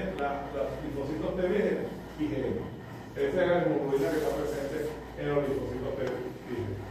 Ella va a producir la coestimulación del receptor CD79, se va a producir la activación de los ITAM, y esta producción de ITAM, este estímulo va a producir una cascada de sustancias intermediadoras que va a producir finalmente la activación de NF-kappa beta y va a producir en el núcleo la transcripción del ADN, y esta transcripción del ADN va a producir que ese plasmocito ya produzca anticuerpos y citoquinas, que ya hemos visto. Por supuesto que también se va a producir un proceso de desactivación. Este proceso de activación, ahora ¿qué ocurre? Se va a producir el linfocito, ese linfocito va a producir anticuerpos al infinito y más allá. No, va a tener la estimulación del CD22. ¿Qué hace CD22? Contrarregula. Cierra la llave, pasa el switch, hace turn on, apaga, hace el apague de toda esta vía de mediadores intracelulares y entonces es contraproducente, produce la vía por IP3, porque es una fosfatidilcerina, produce la producción de IP3, ese IKIN, es lo contrario de ITAN, este IKIN. El IKIN proveniente de C22 y ese IKIN va a producir producción de IP3, y ese IP3 ¿qué hace? Va a producir que se apague el NF-kappa beta, y hasta ahí llegó la producción de anticuerpos. ¿Qué pasa en el mieloma múltiple, que es una enfermedad? El IKIN no se dispara. Esos pacientes tienen deficiencia de expresión de CD22 y producen anticuerpos IgM, y esa producción de anticuerpos IgM produce hipergamoglobulinemia EMI. Y por eso la enfermedad se llama mieloma múltiple, porque usted examina la sangre del paciente, usted consigue pura hemoglobina M. Y uno dice, se quedó pegado el CD71 de su función. ¿Dónde está la expresión de CD22? No la tiene, señores. Y si usted no tiene la expresión de CD22, ese plasmocito va a producir de manera inmortal pura hemoglobina. Eso es malo. O sea, los dos extremos son malos. Que se produzca o se contrarregule, los dos son malos, son patológicos, no son normales. Fíjense, esto es un ejemplo de lo que está ocurriendo a nivel de ganglio, sobre todo en la zona oscura. La zona oscura del ganglio tiene mucho que ver con la producción de los linfocitos, estimulación de los linfocitos B. Los linfocitos B vírgenes se acumulan en la zona oscura. Ahí es donde ocurre la interacción con células dendríticas, con los linfocitos TCD4, con células presentadoras profesionales, y proliferan esos linfocitos T. Hay proliferación clonal. Esos linfocitos B van a proliferar y van a formar ya lo que se llama propiamente plasmocitos. Plasmocitos de vida corta migran a través de las vías linfáticas excelentes y van a migrar ¿a dónde? A los órganos blancos. Siguiente. Y fíjense, no, siguiente. Fíjense que esto es importante. Fíjense cuántos días se produce desde que un linfocito B virgen es estimulado hasta que se produce un plasmocito. ¿Cuánto tiempo tarda? Fíjense todos los días que se toman. Linfoblasto, medular corteza, 2 días para que los centros generales se organicen, 3 a 5 días para que se formen los cordones medulares de células plasmáticas, 5 a 10 días para que se formen los plasmocitos. ¿Quiénes son los encargados de producir anticuerpos? Los plasmocitos. Los plasmocitos toman 5 a 10 días para producir. Por lo tanto, solamente ocurre TNT y las películas que alguien inyectan una sustancia y enseguida por un anticuerpo. No, señores, esto se trata de 5 a 10 días para producir anticuerpos. ¿Qué pasa? Aquí viene la otra contraparte. Esto es cuando es la primera vez que ese linfocito virgen tiene contacto con ese antígeno, con esa célula presentadora que está presentando por primera vez en su vida, está presentando ese antígeno. Las células plasmáticas de la granulación que hacen, ellas hacen una respuesta muy rápido y ya en 48 horas ya pueden tener producción de anticuerpos, porque ellas están ahí de reserva. ¿Y qué hacen los linfocitos T de memoria? Hacer una respuesta no tan rápida, pero ya le aseguro que en 72 horas, 96 horas, los 4 días ya tienen producción de anticuerpos. ¿Ok? Entonces, parece que una cosa es la estímulo de tipo primario y otra cosa es un estímulo de nivel secundario. Las respuestas secundarias siempre son más eficaces y más enérgicas. Y no se imaginen cuando es segunda, tercera, cuarta, quinta vez que se produce producción de anticuerpos. Cada respuesta va a ser más genérica y los anticuerpos son más específicos por ese antígeno y más eficaces y más destructivos. Siguiente. Aquí tienen la curvita, esta curvita la preguntamos mucho. ¿Qué es el primer antígeno anticuerpo que se produce en el organismo? La IgM, eso es normal. La IgM es la primera anticuerpo que se produce. ¿Cuál es el anticuerpo que se produce a los días? La IgG. ¿Y qué hace la IgG? La IgG hace una curva hacia arriba. Aproximadamente al día 14 se produce la hemoglobina G. Y la hemoglobina G se va a mantener en el tiempo. Ella, por supuesto, que fíjense la primera gráfica, ella tiene una caída, un valle, pero siempre se va a mantener cierta cantidad. ¿Qué pasa cuando ustedes lo vacunan? Cuando ustedes lo vacunan, producen una cantidad de IgG, aunque tienen una infección. Ustedes tienen varicela, tienen mononucleosis infecciosa, tienen citomegalia, tienen que ser COVID, qué sé yo. Ustedes van a tener IgM, a los 7-10 días producen una curva muy alta de IgM. Esa curva de diagnóstico. Uno dice, tiene IgM alto, IgG negativo, está en fase agudísima de la enfermedad. Si usted empieza a producir IgG, a medida que va produciendo IgM, la IgM va a estar yendo en el tiempo. Nunca llega a ser, es verdad, pero cae muchísimo y se va produciendo la IgG una gran curva. Al cabo de cierto tiempo, al cabo de un mes, esa IgG, si no hay más estímulo antigénico, esa IgG va a caer lentamente. Cuando hay un segundo estímulo, que es el cuadrado azul que tiene usted en la primera figura, el segundo estímulo antigénico se produce enseguida la IgG, se dispara hacia arriba los niveles. Por eso que la IgM y la IgG sirven como diagnóstico en fase aguda. Pero usted hace a un paciente, por ejemplo, el Licobacter le hace unos anticuerpos séricos, le dice que es una infección pasada, pero no le dice si está activo o no activo. Por eso que tiene que hacerse la determinación de óxido nítrico a nivel de la aspiración, a nivel de salida, a nivel de S o a nivel primitivo y arcaico de hacer una endoscopia con dióxido. Pero teniendo determinación de partículas de Helicobacter en aliento, en saliva o en S, yo lo veo determinado en endoscopia, que están en el ensayo. ¿Okay? Y fíjense cómo los plasmocitos van produciendo la curva de IgM progresivamente. No todas las células presentadoras son iguales para producir esa curva de antígeno, pero son muy eficaces los linfocitos T, sí, sobre todo los CD4. Siguiente. Y recuerden que mientras más estímulo haya, más potente va a ser la respuesta de esos plasmocitos. Ahí tienen una expresión de los plasmocitos ahí propiamente dicho. Fíjense que ellos producen muchas sustancias, sobre todo GICAM, ¿ok? Los GICAM van a producir una serie, y los NACAM van a producir una serie de respuestas inflamatorias, donde ellos van a producir, los plasmocitos van a producir esta sustancia, y esas sustancias tienen acción sobre los trascritos de inflamación, sobre la médula ósea, sobre el intestino delgado, la glándula mamaria, el árbol respiratorio, el tracto urinario y la glándula salivar. ¿Qué son esos? Puertas de entrada. Puertas de entrada, sitio de inflamación, médula ósea.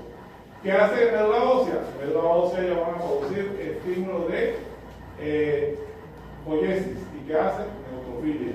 Ellos directamente le pegan a la vía intrínseca y hacen que haya leucocitosis. ¿Qué hace el intestino delgado? Producir diarrea. ¿Y qué hace la diarrea? Tratar de eliminar partículas que el organismo considera como patógenos. ¿Qué hace el glándula mamaria? Producir más producción de anticuerpos hacia la leche materna y la lactoferrina. ¿Qué hace la lactoferrina?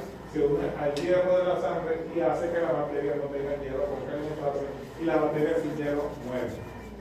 ¿Qué hace el nivel del árbol respiratorio y tracto urinario y las células salivales? Producir aumento de glucina y de inmunoglobulina A1, A2. ¿Y qué hace esto? Interactúa con otras bacterias para impedir que ellas migren el epitelio. Ahora sí nos movimos ahora. Puede ser la de psicología. Sí. Diga. Los receptores de los plasmocitos van a mandar son los encargados de mandar los plasmocitos a ellos se dirigen a donde haya proceso inflamatorio, donde haya C3A, C5A, toxominas, donde el gobierno, que es una célula gigante. ¿Okay?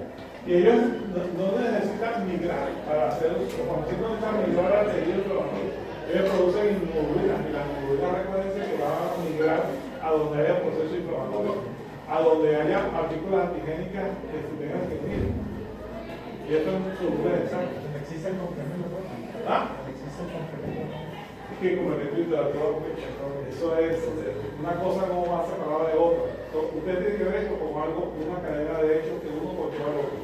Es como que dice, una mano lava a la otra y la otra lava la cara. O sea, después de que se hagan muertas las moléculas, porque eso tiene tantos reguladores. Porque si no tuvieran reguladores sería en enfermedad. No tenerlas activas es enfermedad. Tenerlas sobreactivas es enfermedad. Entonces, en la vida todo tiene un equilibrio. Ni tan ausente ni tan exagerada la actividad. Por eso que tienen reguladores el CD22. Fíjense la presencia de ciertas inmunoglobulinas en ciertos líquidos. ¿Okay?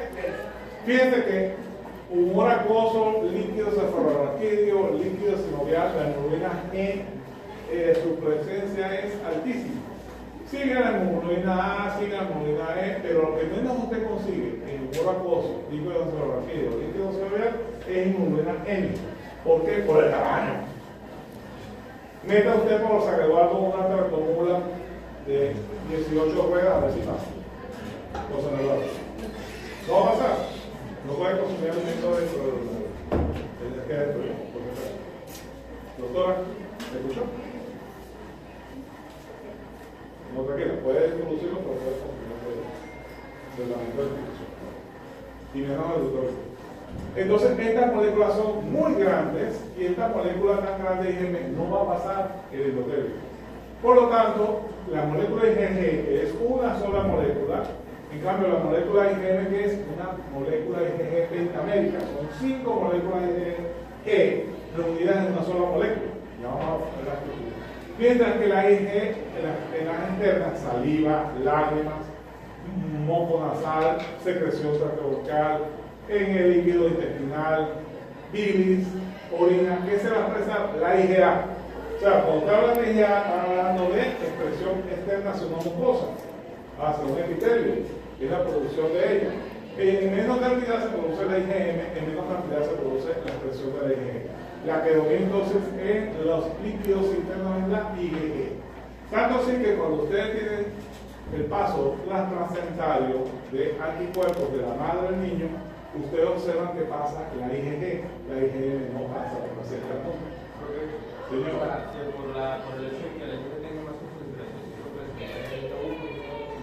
Ella tiene sus tipos. ¿Cuál es la concentración? Sí, cada uno tiene su concentración que vamos a ver. ¿Okay? ¿Qué importancia tiene esto? Ya que lo estoy mencionando, el niño va a recibir de la madre IgG, nunca IgM. ¿Qué va a recibir IgG? De los anticuerpos de la enfermedad que ha tenido la madre. La madre le va a aportar esa información. ¿Cuánto tiempo duran estos anticuerpos en el niño? Duran meses en el niño. Puede durar hasta 6-8 meses. ¿Por qué? Porque a los 6-8 meses es que el infante va a empezar a producir su despertar del linfocito B. El niño no nace y no produce anticuerpos cuando nace. Eso se produce a los 6 meses, a los 8 meses, inclusive hasta el año de vida. ¿Qué pasa? Que este periodo de transición es muy proclive a tener procesos infecciosos, sobre todo de gérmenes encapsulados. Mucho de pseudomonas, mucho de estafilococo, mucho de neumococo, tantas infecciones que pueden venir por el germen encapsulado.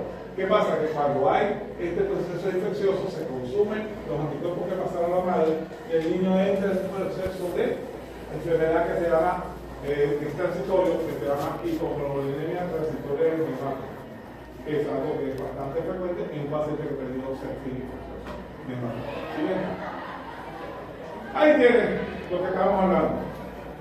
La secreción, el traspaso materno de los anticuerpos de IgG. Fíjense que los IgM no pasan la barrera placentaria, la IgG sí pasa la barrera placentaria. El niño nace a los 5 o 6 meses, a los 6 o 8 meses. Esos anticuerpos maternos caen y el niño comienza a producir sus primeros anticuerpos, algún Budalá. Los anticuerpos Budalá de un neonato que son en una instancia IgM.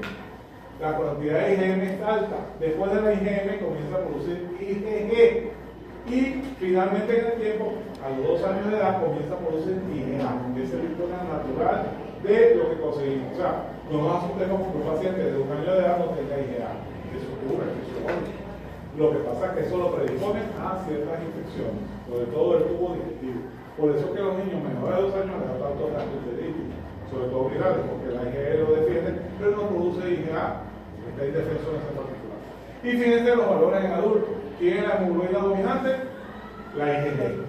¿Quién es la hemoglobina que le secunda? La IgA en concentraciones de suero. ¿Y quién es la hemoglobina que menos se produce en cantidad fisiológicamente? La M. Recuerden que la M es una expresión soluble, es una expresión muy primitiva. Siguiente. Esa es la estructura de un anticuerpo. ¿Ok? Cualquiera. No estoy hablando si IgE o D. Esa es la producción. Esa es la estructura. Tiene una estructura constante y una estructura variable. La estructura constante y variable van a tener una región llamada bisagra, que esa bisagra se moviliza en todas direcciones y puede fijar el antígeno. Y tiene la parte constante, que es variable, que al final distal, que es la parte que donde se va a fijar, esa tiene unos aminoácidos específicos para un antígeno. Y este proceso de selección se introduce a través de un fenómeno que se llama translocación BDJ, que es lo que le va a dar una gran variabilidad genética a los linfocitos B para producir un anticuerpo, un antígeno, un antígeno, un anticuerpo. O sea, los linfocitos B tienen una capacidad infinita de producir anticuerpos. Siguiente. Ahí tiene la estructura. 5 IgG forman una IgM.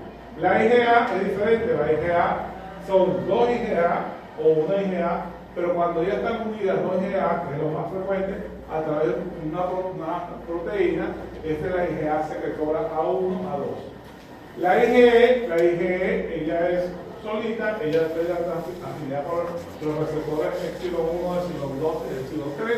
La IgD no se conoce su función. Todavía nos dicen la IgD, nosotros no hacemos así. No sabemos, desconocemos hasta la función. La IgG, sabemos que hay 4 subtipos, protege el compartimiento tisular y tiene mucho que ver con muchas enfermedades. La IgM protege el torrente circulatorio, ella no puede pasar en tu tejido por su gran tamaño. La IgA protege mucosas. La IgE protege contra parásitos intestinales, sin embargo, ella se puede sobreexpresar sus cantidades en procesos de leucemias, en procesos atópicos, sobre todo los pediátricos, pero en adultos no sirve mucho. La IgD está en la membrana de los linfocitos B. Su función no sabemos todavía. Algo hace, pero no sabemos. Siguiente. Lo que hemos dicho. Tiene un antígeno soluble, tiene un antígeno presentado por un presentador profesional, va a interactuar con el linfocito B, ese linfocito B va a producir proliferación clonal, va a producir una serie de citoquinas a su mismo tiempo, donde dependiendo de la citoquina que produzca, o digo con esto, pregunta de examen, depende de la citoquina que produzca, ese microambiente de citoquinas va a producir un determinado tipo de célula plasmática. Si en el ambiente de este mismo linfocito B se está produciendo de manera autocrina, o sea, se autoestimula, se presta y se da el vuelto, se masturba con interleuquina 2, interleuquina 4, interleuquina 5, va a producir el IgM. Si en el microambiente hay estas interleuquinas más interferón gamma, eso va a producir IgG. O sea, si no tienes interferón gamma, la respuesta se te va a ir hacia IgM. Y que yo recuerde, la IgM no es muy funcional. La IgM nada más va a proteger dentro de la vasculatura, no te va a proteger extravascular. Si el microambiente tiene interleuquina 5 y TNF beta, yo no sé por qué el editor colocó gamma, yo no sé qué tiene que ver la gamma ahí. Hay un error allí. Fíjense que el libro rojo tiene mucho error. El TNF beta va a producir IgA. Y si tienes un microambiente que va a tener interleuquina 4, derivado del mismo linfocito B, te va a producir lentamente IgE. Inclusive, ahí falta una interleuquina, la interleuquina 3. Sí, es interleuquina 4 más 13, las dos interactúan. Exacto. Entonces fíjense que arriba tiene una respuesta TH1, IgM, una respuesta TH1, IgE, una respuesta TH1, IgA, y la IgE es una respuesta TH2. ¿Entendido? Siguiente. Lo que estoy diciendo. Esto es algo muy clásico de hablar de los isotipos, los halotipos y los idiotipos. ¿Qué es la parte más importante para el reconocimiento de los antígenos? Los idiotipos. Un anticuerpo o un antígeno. Lo demás es paja mental. Siguiente. No, pues se ponen a los libros a hablar de isotipo, halotipo, y yo digo, no tiene aplicación clínica. Eso para que estudien biología pura, no para nosotros, médicos nos interesa para esto. Yo lo estudio porque se tengo que saberlo. Ellos tienen que saber eso. En un examen nunca les van a preguntar, díganme los isotipos de los pacientes con fiebre hemorrágica infantil. Se hacen esa pregunta es para aplazarlo, pero así de frente. Uy, razón. De un helicóptero 8.000 metros de altura sin paracaídas. Ahí tenemos receptores de hemoglobina GEPA en los leucocitos. ¿Se acuerdan que les dije que los leucocitos tenían receptores para hemoglobina? Ahí tienen los receptores. CD64 está presente en monocitos, macrófagos mononucleares. Es el más popular. ¿Es el receptor para qué? Para hemoglobina E. El receptor más popular. Tiene receptor de afinidad, pues fíjense, IG1, IG3, IG4, IG2. Receptor gamma tipo 2A está presente en mononucleares, macrófagos, monocitos, plaquetas. Tienen afinidad por IG1, IG3 y IG4. Receptor CD32 tienen alta afinidad por monocitos, macrófagos, linfocitos B y mastocitos. Los epsilon, ¿te acuerdan que le dije epsilon 1, epsilon 2, epsilon 3? Los epsilon 1 que tienen alta afinidad por IgE están presentes en linfocitos B, eosinófilos y células presentadoras, CD23. Y tenemos los receptores, el CD89 está presente entre los leucocitos, monocitos y macrófagos, y el receptor alfa. ¿Qué significa que tiene el receptor alfa? Tiene alta afinidad para la hemoglobina A1 y A2 que es el que te te digo que está presente en el piquete. Esto es más de lo mismo de cómo ocurre la generación de la diversidad genética. Esto se lo debemos a un inmunólogo japonés, el descubrimiento de cómo se produce el BDJ, el arreglo BDJ en cromosoma 14. El BDJ nos va a llevar a la expresión de una parte llamada CNC cromosoma 14 y va a producir una gran cantidad. Entonces, el cromosoma 14 se encarga de la parte heavy, la parte de la cadena pesada constante del anticuerpo, mientras que el cromosoma 22 se encarga de la producción de la cadena, la parte de la producción de la cadena liviana. O sea, los anticuerpos no son producidos por un solo cromosoma, son dos cromosomas, la interacción del 22 con el 14. Si usted tiene alteraciones en estos dos cromosomas, automáticamente no va a producir anticuerpos adecuados. Porque el ensamble de la parte liviana con la parte pesada es que hacen el anticuerpo frontal. Fíjense lo siguiente. La 14 con la cadena pesada y el cromosoma 22 la presión de la cadena liviana. Y al final se ensambla en el plasmocito. ¿Qué pasa aquí? Fíjense, por ejemplo, el paciente que tenga trisomía 21. Trisomía 21 tiene que ver con síndrome de Down. ¿Qué pasa en los pacientes con Down? No producen una cadena liviana adecuada. Ellos siempre van a hacer mucho error en la lamentablemente y no hay forma.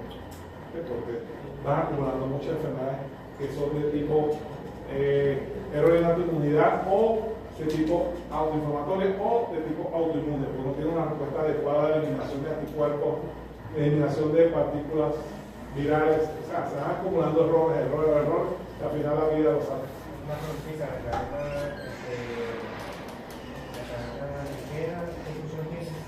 Es parte de la función de la. No se acuerda el anticuerpo tiene una parte pesada y una parte que es la bisagra, que la parte de la bisagra está formada por una parte constante y una parte variable. La parte variable y la parte constante. La parte constante tiene mucho de cadena pesada y la parte variable tiene una mezcla. Una parte cadena liviana y otra parte pesada. ¿Okay? nada más la estructura del esqueleto de unión. Imagínense eso. Entonces, ¿qué tenemos aquí? Dependiendo qué microambiente tengamos, si es un microambiente de interleuquinas, ese linfocito B va a producir muchas interleuquinas, aparte del anticuerpo, ese plasmocito. Entonces, este plasmocito va a producir, ¿qué? Si interleuquina 12 va a estimular la TH1, si interleuquina 6, la TH17, que son las proteínas inflamatorias, por ejemplo, la psoriasis. Las células mieloides, interleuquina 15 va a estimular mucho los CD8, que son las células supresoras, los factores de crecimiento de granulocitos y mastocitos, va a producir, monocitos, disculpen, se va a producir también interacción negativa sobre las TH1, o sea, ella actúa inhibiendo y actúa estimulando al mismo tiempo. Entonces tiene doble finalidad dependiendo del microambiente. ¿Qué pasó aquí? ¿Una clase? Sigamos. Fíjense la composición que tiene cada uno. ¿Qué es importante en esta lámina que está larga? La vida media. Fíjense la vida media. La vida media de la hemoglobina M es, fíjense, en días, de 9 a 11 días. La hemoglobina G, grábense esto, de 20 a 25 a 35 días. Es la hemoglobina con más larga vida en el sangre. Mientras que la hemoglobina A, su vida es muy cortica, no llega ni una semana. La hemoglobina D, no nos interesa cuando tiene función hasta el momento. La hemoglobina E, de verdad, que no tiene función, olvídenlo. Hemoglobina E, nada más dura 2 días. La hemoglobina E es muy larga. ¿Por qué? Porque tiene mucha actividad sobre el endotelio, tiene mucha actividad sobre esta célula, sobre los mastocitos, sobre los monocitos, sobre los xenófilos. Y tiene mucho que ver con respuesta de hipersensibilidad tipo 1 que veremos en el futuro. Afinidad por las células cerradas. Fíjense que la hemoglobina E, le encanta una célula cerrada, la hemoglobina E también, pero la E es la que le encanta mucho la célula cerrada. ¿Quién tiene afinidad por los macrófagos? La hemoglobina, la G. Eso inmediatamente dice, ¿quién tiene afinidad por macrófagos? La G, independientemente de su subtipo. Por supuesto que los subtipos 1 y 3 tienen alta afinidad. ¿Quiénes se polinizan allí? ¿Quiénes tienen capacidad de unirse varias hemoglobinas? La M, la única, que es pentamérica, son 5 hemoglobinas G. ¿Quiénes tienen capacidad de ser monoméricas o diméricas? La A.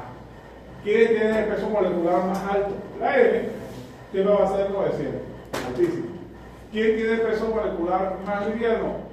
La A y la D van a ir compitiendo. ¿Quién tiene el peso molecular intermedio? Muy bajito. La G, como cadena como tal, es ella solita. ¿Cuántas valencias tiene de unión la hemoglobina M? 5. ¿Cuántas moléculas de antígeno puede fijar la hemoglobina G? 2. Las demás, 2. La A puede fijar 2 a 4. ¿Por qué 2 a 4? Depende si es monomérica o dimérica. Si es dimérica, puede fijar 4. Entonces, así le resumo ese cuadrito de pocas palabras. Ellas se definen según la presencia de la hemoglobina pesada. La M expresa por la partícula mu en el electroforesis, la G tipo gamma, la A tipo alfa, la D tipo delta y la E S. ¿Ok? Y ahí viene su nombre, de lo que resulta en la electroforesis de proteína. Siguiente.